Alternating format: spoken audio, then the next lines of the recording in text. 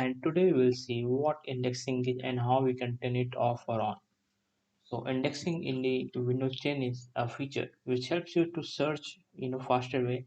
Also, it helps you to get your PC up to date about the files and the folders you have in your PC.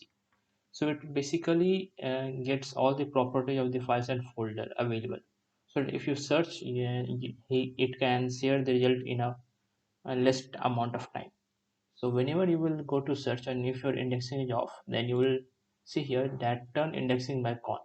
And you can also see that there's a pop-up and it's written on that your results are incomplete. Search indexing was turned off.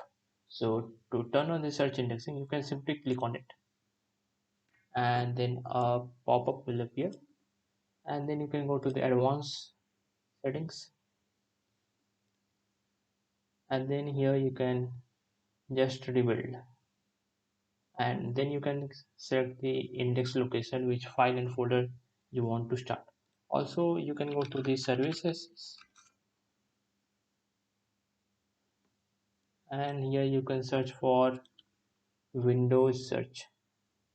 So it's Windows search and if you double click it then you can see that the startup type is disabled.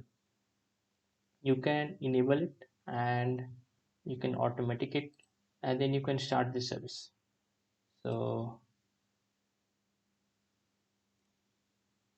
and let's start the service. So now the service is started and let us rebuild it. So just click OK and close it.